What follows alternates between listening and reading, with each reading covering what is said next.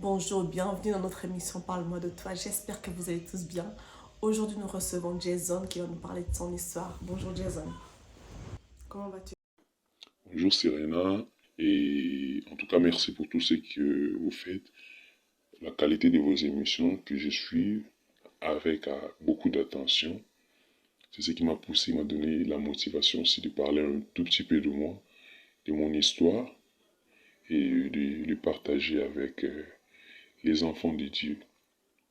Voilà, je viens d'une famille de 2 enfants, donc j'ai mon grand frère, nous sommes cadets et après la mort de mon père, c'est mon grand frère, bien sûr, qui a eu. Voilà, parce qu'on avait beaucoup d'écart entre lui et moi. Parce que lorsque ma mère avait eu mon grand frère, il s'est passé beaucoup d'années avant que j'arrive.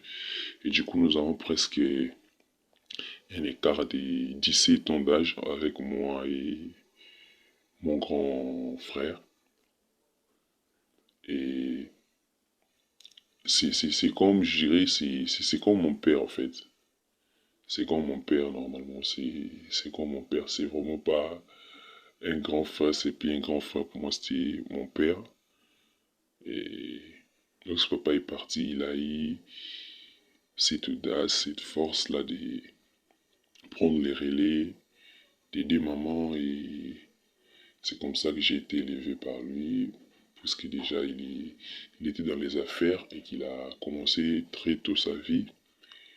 Il avait bien sûr sa femme dans sa maison et qu'ils évoluent aussi bien. Et après aussi, maman est décédée. Après la mort de maman, et grand frère a décidé que je vienne vivre chez lui. Et tellement qu'il savait que j'étais proche des mamans et qu'après avoir perdu papa et maman, je n'étais pas bien de rester seul. Et c'était aussi normal que j'arrive chez lui. Je suis arrivé chez lui. Il n'avait pas d'enfant avec sa femme, bien sûr. Voilà, je commençais à rester. On vivait tranquillement, tellement bien. Je ne savais pas des problèmes qui survenaient dans leur mariage, dans leur chambre. Ils avaient des problèmes, je ne savais pas. Mais au moins, mon grand frère était stable financièrement. Et puisqu'il faisait beaucoup de voyages, il était dans beaucoup d'affaires. Et je restais, j'étudie, j'ai eu mon diplôme. Et je commençais même l'université là. Et à un moment donné, il a commencé à vraiment beaucoup voyager. Il voyageait beaucoup. Une fois, il faisait 2 à 3 mois. Mais il que nous ne manquions de rien puisqu'il s'était vraiment bien organisé lorsqu'il partait. Et je restais souvent avec sa femme. Voilà, jusqu'à un moment où je ne sais pas ce que je peux dire, ce qui s'était passé. Je ne sais pas si, en tout cas, s'il y a eu des avances ou qu'elle me faisait des avances. Et je me suis retrouvé un jour sur son lit, enfin, sur le lit de mon grand frère avec sa femme, bien sûr. C'est comme ça que je me suis réveillé ce jour-là. Et voilà, comprenez puis qu'il y a une chose qui venait de se passer. Et c'est comme ça que c'est parti, puisqu'elle m'avait dit de ne rien dire, voilà qu'on avait bu. Et c'est ce qui s'était passé. D'après ce qu'elle m'avait dit, on avait trop bu et voilà, on s'est retrouvé au lit que je devais garder le secret, elle ne dira à personne, ainsi de suite. Et j'étais vraiment pas moi et j'avais tellement mal de ce qui s'était passé. Après, tellement que les gonflants ne revenaient toujours pas, c'est devenu normal. On commençait vraiment à vivre dans cette cachette, je dirais. Donc à chaque fois que les grands frères n'étaient pas là, on vivait. Et ils étaient mariés depuis quelques années, ils n'avaient pas d'enfants. Jusqu'à ce qu'elle est tombée, elle est devenue grosse et qu'il m'a dit que la grossesse m'appartenait. J'étais en même temps choqué, je savais quoi dire, je lui ai un peu demandé des... Voilà, si je lui ai dit, on a fait des choses, mais pas jusqu'à ce niveau. Elle m'a dit qu'elle ne pourra aussi pas enlever cette grossesse. C'est continué et pour le grand frère, c'était son enfant, bien sûr, c'est la grossesse. Je sais que l'enfant est né et moi, personnellement, j'ai essayé avec la femme de mon grand frère, bien sûr, que si l'enfant a été dénudé, je ne pouvais pas avoir ce courage de dire à mon grand frère. J'ai gardé ce secret depuis des années, des années, des années. Jusqu'à ce que je suis parti de là. L'enfant est là. Je suis parti de la maison et je suis parti faire ma vie ailleurs. Je me suis marié. J'ai aussi des enfants, mais mon grand frère, depuis lors, ils n'ont pas encore, voilà, ils n'ont pas encore eu un autre enfant, mis à part celui que j'ai avec sa femme. Et à un moment donné, ça a commencé parce que je commençais à m'éloigner vraiment de mon grand frère à chaque fois que je venais. Et moi, à chaque fois que je voyais l'enfant, je me sentais tellement mal. À chaque fois que je venais chez lui, et pour me soulager, il me faisait vraiment tellement mal de venir le voir. Et je commençais vraiment à m'éloigner. En fait, ma conscience me trahissait. Je me disais, bon, que je lui dise, que je ne lui dise pas.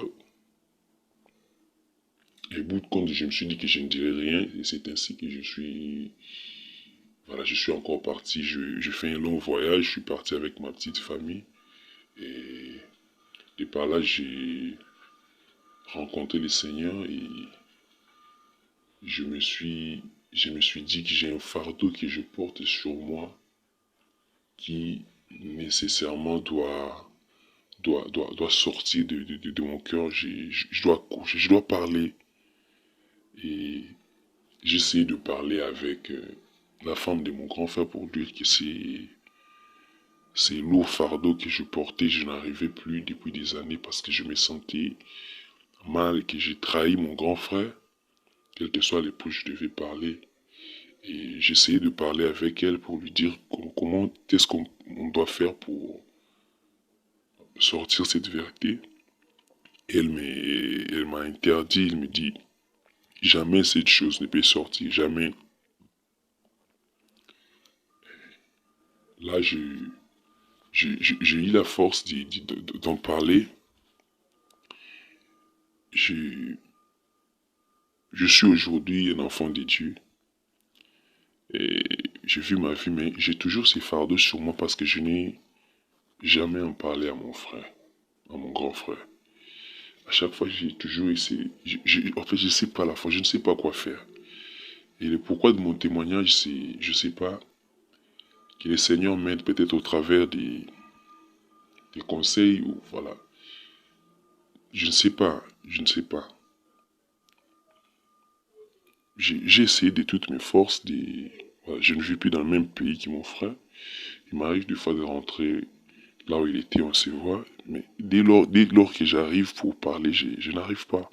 Et l'enfant sait que je suis son oncle et moi je sais que c'est mon enfant. D'un côté, je me sens mal pour dire mon grand frère avance en âge et qu'il n'a pas eu encore, il n'a plus eu d'enfant dans la vie, que je lui dise que le seul enfant qui compte pour lui ne lui appartient pas. Des fois, je me dis, si je parlais et qu'il apprenait, et voilà, par la suite, peut-être, ça va lui causer beaucoup du mal et qu'il mourrait. Donc, je suis dans beaucoup de choses comme ça où je me dis toujours, Seigneur, aujourd'hui, je connais le Seigneur, bien sûr. Je regrette mon passé, je regrette cette vie énormément. Je regrette si je savais, je ne pouvais pas arriver à ces points. Mais je ne sais vraiment plus avancer.